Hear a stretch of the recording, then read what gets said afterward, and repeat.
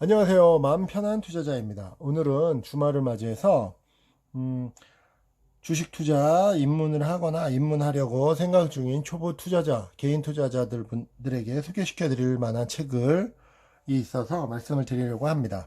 그 워렌 버핏이 가장 인상 깊었던 책이었던 현명한 투자자, 벤자민 그레이엄의 현명한 투자자라는 책의 제목을 좀 따온 것 같습니다. 현명한 초보 투자자입니다. 그래서 처음 주식 투자를 입문하시는 분들은 이 책을 한번 읽어보시면 좋을 것 같습니다. 저자는 일본 저자네요. 야마구치 요헤이고, 이분은 보니까 블루마린 파트너스 대표이사이고, 그 다양한 M&A와 재무 전문가로 이렇게 포지셔닝이 되어 있습니다. 그리고 주식 투자로 돈을 벌기 위한 7단계는 원론적인 얘기지만, 계좌를 개설하는 준비 단계, 그리고 유망 종목을 압축하고 기업 가치를 대략적으로 산정하고 사업 분석하고 주가가 오를 계기를 생각하고 매수해서 매도해서 이익을 확정하는 이런 일련의 단계를 원론적이지만 정리를 잘 해놨습니다. 그래서 여기 보시는 것처럼 특히 다른 것들은 제가 책을 읽어보시면 될 것 같은데, 그 3번 같은 경우는 제가 계속 강조를 하고 있습니다. 바로 뭐냐면 기업을 통째로 평가해야 된다는 겁니다. 그게 무슨 말이냐면 저희 집사람도 30만원짜리 주식은 비싸다고 생각하고 3천원짜리 주식은 싸다라고 생각을 합니다. 하지만 굉장히 잘못된 생각이죠. 일반적으로 개인 투자자들이 오해를 하고 계시는 부분입니다. 그게 무슨 말이냐면 3천원짜리 100주나 3천원짜리 100주면 30만원이죠. 30만원짜리 한 주나 주식 가치 시가총액은 똑같습니다.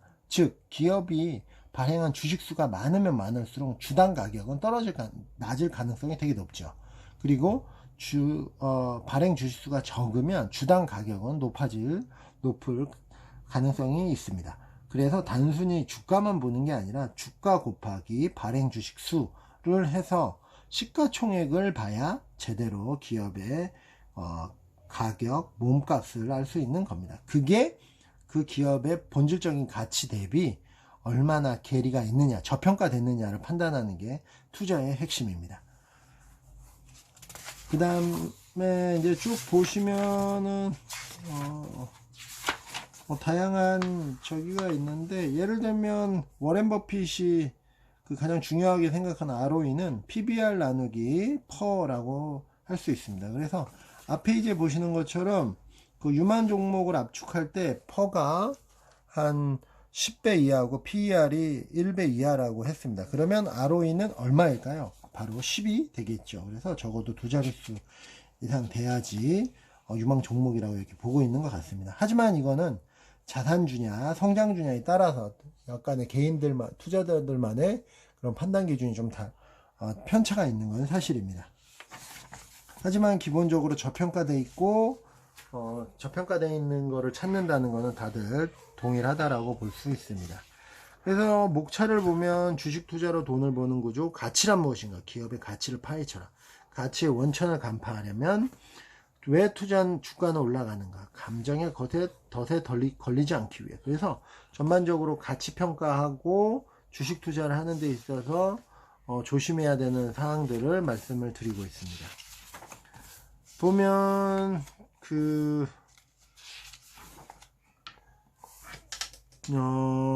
냉정하게 돈을 벌 수 있는 여러 가지 방법이 있는데, 여기서는 재밌게 슬롯머신 경마 복권을 했는데, 사실은 여기 보면 그 온전히 내 몫으로 가져가는 거가 상당히 낮습니다.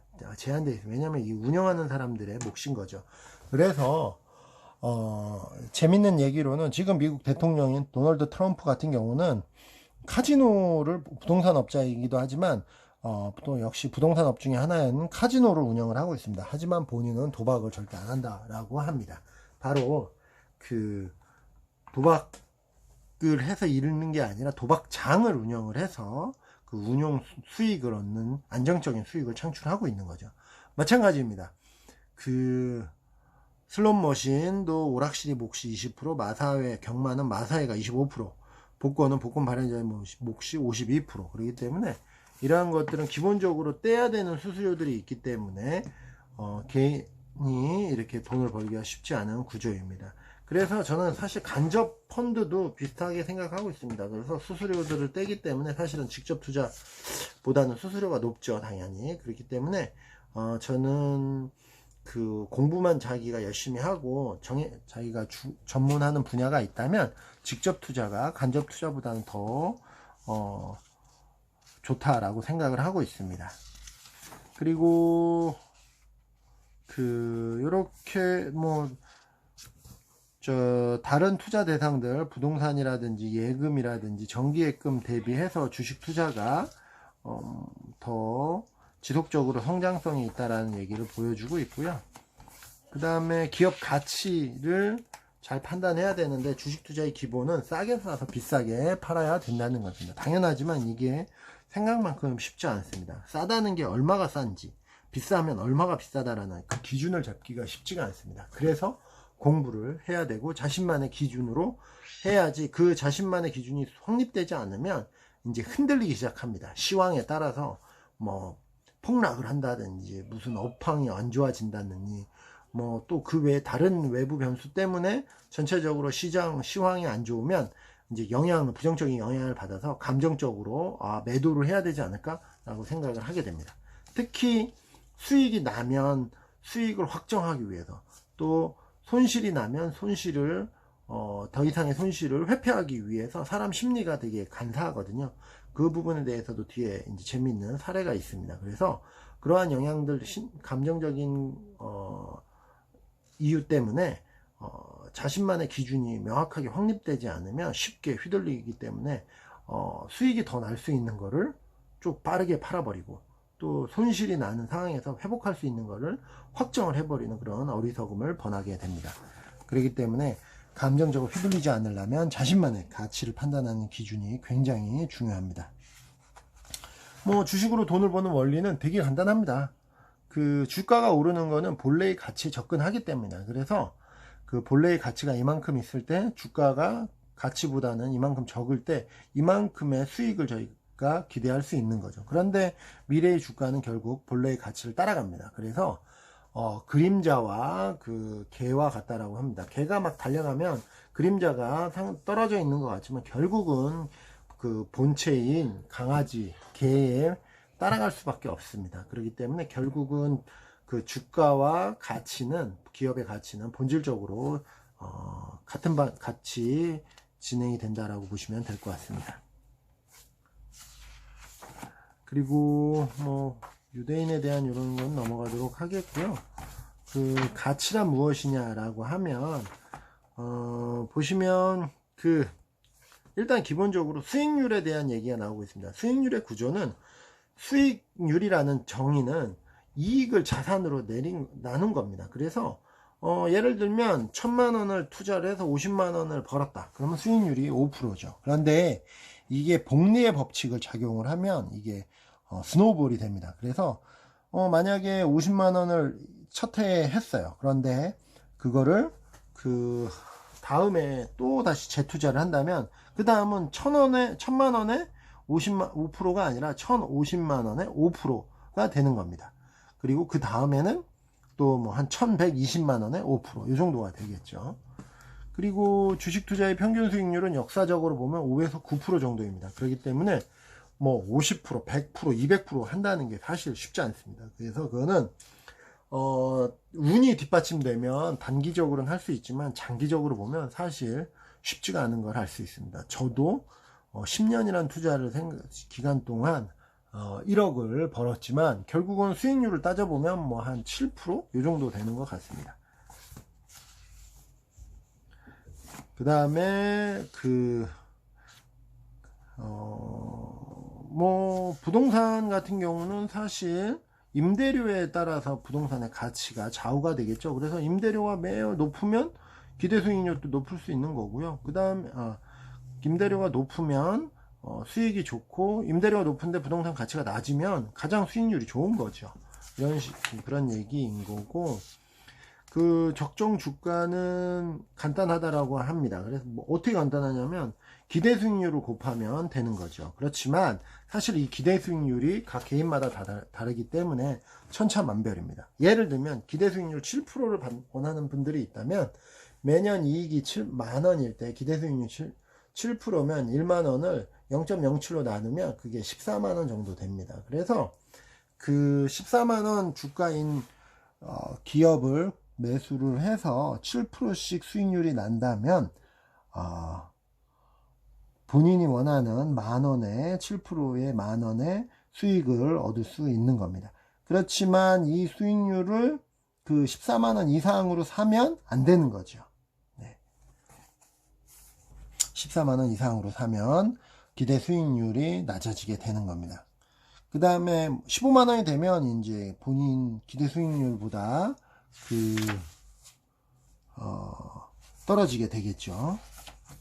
그렇기 때문에 이러한 기본적인 수익률 구조를 아는 게 굉장히 중요합니다.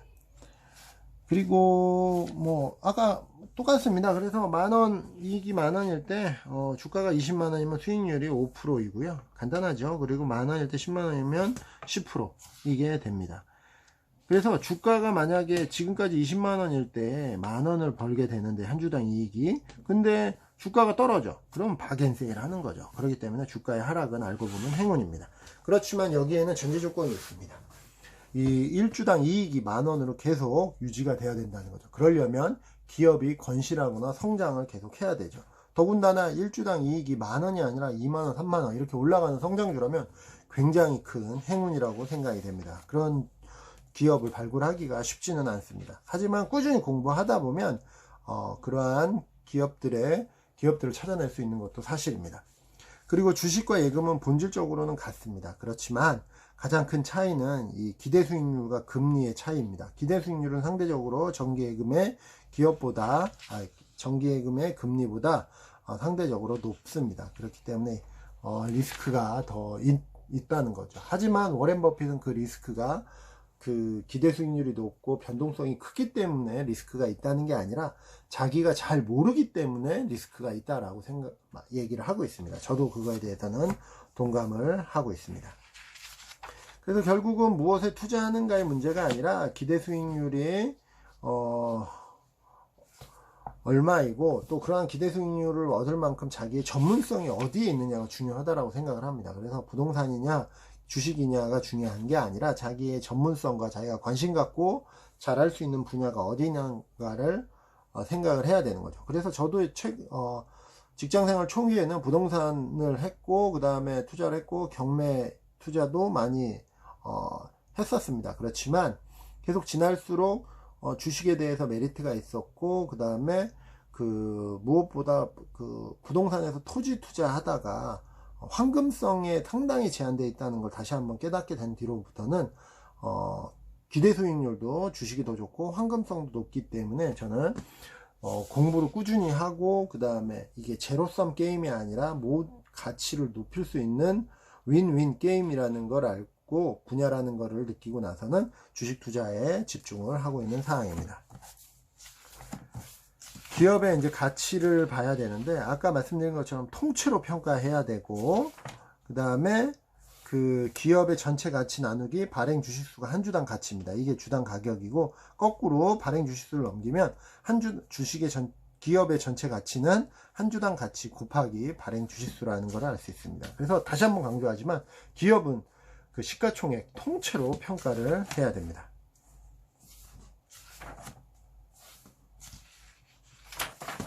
그리고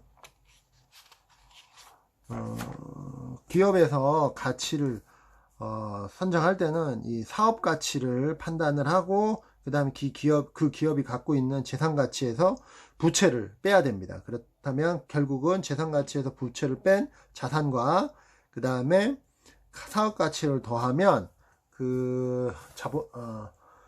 주주의 가치가 나옵니다. 이거를 발행 주식수로 나오면 한 주당 가치가 나오고 이 한 주당 가치가 주가랑 얼마나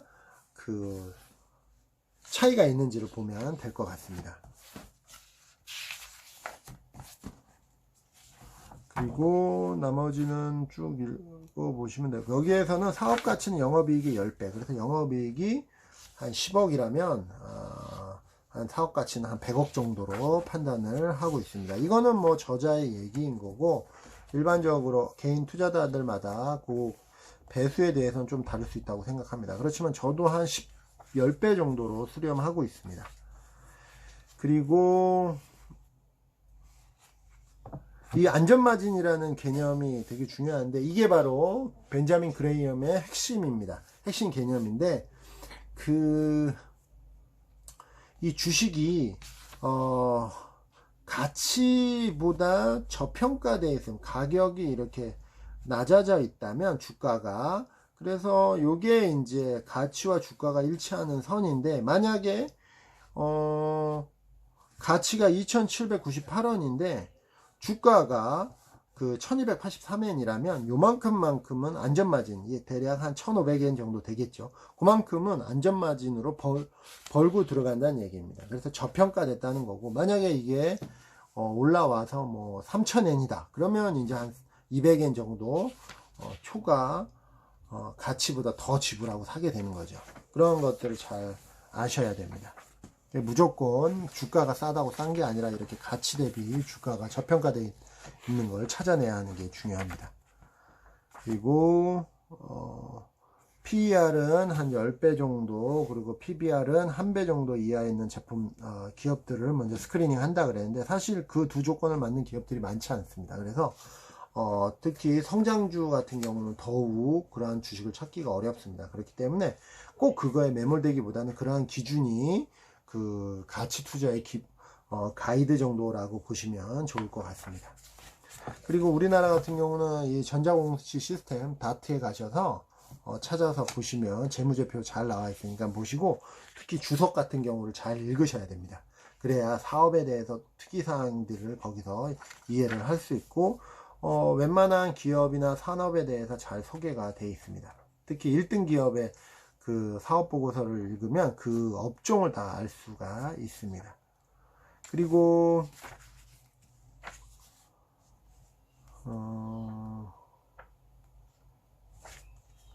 이익에 대해서는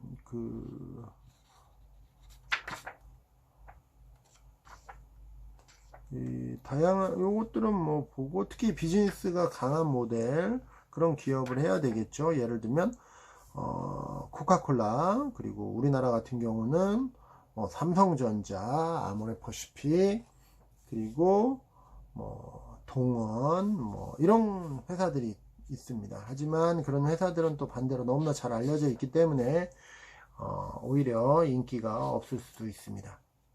그리고 여기서 나온 거는 소형 저평가 성장주를 해라는데, 이런 것들은 우리나라의 개미 투자 슈퍼개미들이 많이 하더라고요. 그래서 박영옥 씨, 그리고 또 다른 대학생 개미 투자자 김민규 씨가 있던데, 그런 분들 같은 경우도 보면 소형이고 저평가고 성장주에 대해서 투자를 해서 단기간에 시가총액 예를 들면 1000억 이하짜리들을 해서 그 수익률이 굉장히 높을 때까지 기다리는, 그런 주가가 워낙 저평가되어 있고 남들이 관심이 없으니까 장기간 3년에서 5년 동안 기다렸다가 거의 50% 100%씩 성장했을 때 이렇게 수익을 얻는 경우를 볼 수가 있습니다. 개인 투자자들 같은 경우는 자기가 잘 아는 분야라면 과감하게 이런 소형, 그 다음에 저평가 투자 기업을 찾는 것도 좋을 것 같습니다. 그리고 오렌 버핏 같은 경우는 팔지 않는 게 가장 좋은 주식이라고 말을 합니다. 저도 그렇다고 생각합니다. 그런데 일반 개인들이 자금 흐름이나 이런 것들이 있기 때문에 쉽지는 않지만, 가능한 한 적게 팔고 한번 사면 최대한 수익을 올릴 때까지 팔지 않고 기다리는 그러한 기업들, 기다릴 수 있는 기업, 확신이 있는 기업을 찾아야 됩니다. 그리고 여기 있는 것처럼 수익률은 반드시 오른다 그러는데, 이런 것들은 이익률이 높은 회사에 집중을 해야 가능한 거죠. 그래서 그러한 기업들을 잘 찾아내고, 그러한 기업들이 그런데 대중의 눈에 발굴되지 않아서 숨은 진주죠. 그래서 저평가되어 있을 때 과감하게 매수하는 게 성공 투자의 핵심입니다. 그리고 주식 투자란 기본적으로 가치와 가격의 차이를 꿰뚫어 보는 게임이라고 얘기를 하는데 100% 맞는 말이라고 생각을 합니다. 특히 이런 차이가 왜 나냐면, 제가 MBA에서 배울 때는 효율적 시장 이론을 배우지만 사실 주식 시장은 비효율적입니다. 왜냐하면 정보의 격차와 감정 편향이 차이를 내고 있습니다. 그래서 내부자 정보가 있는 사람들이 더 잘 할 수 있겠죠. 그렇지만 그런 것들은 불법이고 감옥 갑니다. 그렇기 때문에 시중에 나와 있는 누구나 취급할 수 있는 정보를 갖고 경쟁을 해야 되고요. 그런데 그럼에도 불구하고 잘 알고 있는 사람과 모르는 사람의 차이가 분명히 있고요. 그 다음에 합리적으로 움직이는 게 아니라 감정으로 움직이고 있습니다. 그래서 예를 들면 여기 이 책에 나왔던 그런 사례 중에 하나가 그런 거였습니다. 내가 800만원 손실이 아까 손익이 나는데 주사위를 돌려서 6이 나오면 1000만원을 받아갈 수 있어. 그럼 나머지 6분의 5는 800만원 이거나 꽝이 나오는 겁니다. 그러면 그 기대값을 따져보면 사실은 주사위를 던져야 함에도 불구하고 800만원에 선정하는 그러한 확정을 하게 됩니다. 손익에 대해서는 눈에 보이는 손익을 확정하게 되죠.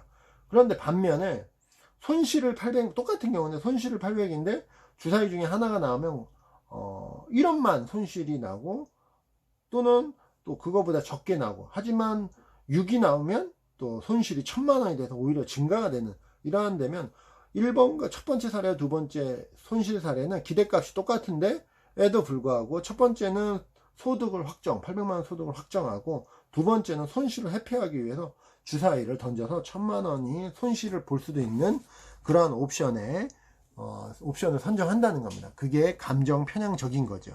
근데 일반적인 저를 비롯해서 일반적인 사람이라면 당연히 그럴 것 같습니다. 근데 그러한 감정 편향이 되지 않으려면 자신만의 기준이 확실해야 되는 겁니다. 가치를 판단하는 게 맞든 틀리든 자기만의, 틀리면 다음번에 왜 틀렸는지 보고 계속 수정하고 개선해 나가면 됩니다. 그러한 기준 자체가 없는 거, 그러한 기준 가치를 계산하지 않은 것 자체가 문제인 거죠. 그래서 결국은 시장은 또 아이러니하게 효율적이라는 얘기를 합니다. 그게 무슨 말이냐면 가치에 수렴을 한다는 거죠. 그래서 결국 주가는 가치에 수렴을 하는 효율적이라는 말입니다. 단기적으로는 비효율적이지만 장기적으로는 효율적이라는 게 워렌 버핏과 같은 주식 가치 투자자 대가들의 얘기입니다. 그래서 주식을 팔 때는 딱 세 가지 경우. 종목 잘못 선택했을 때, 저도 이럴 때 많이 팔고요. 현금이 필요했을 때. 그렇기 때문에 항상 현금으로만 어느 정도 갖고 있어야, 이러한 두 번째 이유로 성장이 보이는데도 파는 그러한 안타까운 일을 방지할 수 있습니다. 세 번째는 이미 이제 투자 대상의 저평가 정도가 낮아져서 다른 유망 종목이 발견되었어요. 종목 교체를 할 때죠. 저 같은 경우도 지금 YG 플러스가 계속 주가가 올라서 2,000원이 넘는다면 이제 그 이상의 성장보다는 다른, 예를 들면 현대산업개발이라든지 이러한 종목들의 그런 성장 가능성이 더 높다라고 판단이 되기 때문에 교체를 할 수도 있을 것 같습니다. 그래서 그런 것들의 그런 예를 여기 주식 3번을 매도 시점 3번으로 얘기하고 있습니다. 그리고 주가가 오르는 계기를 크게 9가지 정도 얘기를 했는데, 첫 번째는 배당. 그래서 배당 늘리면 당연히 호재이죠. 그리고 주주 우대하는 거, 그 다음에 자사주 매입하는 거. 자기 회사가 제일 잘합니다. 그리고 경영주가 또 대표이사들이 또는 오너가 살 때가 바로 주식을 저평가되어 있어서 사야 될 때입니다. 그리고 충실하게 IR을 해서 모두의 공감을, 호응을 얻을 때, 신뢰를 얻을 때고, 그런데 다섯 번째는 신제품, 신규 사업을 전개할 때. 하지만 이런 것들이 사실은 작전주들이 또 잘하는 거기 때문에 그걸 정말로 진짜 이렇게 신제품, 신규 사업을 전도유망하게 하는지를 검증하는 게 우리 투자자들의 몫입니다. 여섯 번째는 상장이죠. 그리고 코스닥보다는 코스피가 더 인기가 있는 게 사실이고요. 그리고 M&A, 이런 것도 작전주들의 좋은 호재거리입니다. 조심해야 되죠. 잘 알아야 됩니다. 액면 분할도 마찬가지. 그래서 잘게 나눠보면 사실 본질 가치는 없지만, 예를 들면 100만원짜리 주식이 10분의 1로 해서 10만원으로 되면 훨씬 더 사기가 좋으니까 회전율이 많이 발생이 됩니다. 그러다 보면 주가가 자연스럽게 오르는 경향이 있는데, 사실 주식의 기업의 본질 가치는 변동이 없습니다. 그렇기 때문에 이러한 액면 분할 같은 경우는 장기적으로 큰 호재는 아니라고 생각을 합니다. 그렇지만 만약에 100만원씩 하던 주식들이 만원으로 줄어든다. 그러면 이제 단기간에 이렇게 주가가 확 뛸 수 있겠죠. 결국은 그렇지만 그러한 것들도 가치에 장기적으로는 가치에 수렴하게 됩니다. 그리고 대중매체, 그래서 지금 한한령 해제라든지 여러 가지 호재 기사들이 나오니까 YG를 비롯한 엔터테인먼트 주들이 오르고 있습니다. 또는 바이오, 코로나 때문에 바이오주들이 또 오르는 현상도 있고요. 하지만 그 안에서 옥석을 가리는 게 무엇보다 중요합니다. 그리고 무엇보다 중요한 건 경계해야 되는 건 내 주식이 오를 것이다 라고 막연히 꿈꾸는 거, 이런 거는 100% 실패할 수 있습니다. 아무리 장기 투자한다 그래도. 그래서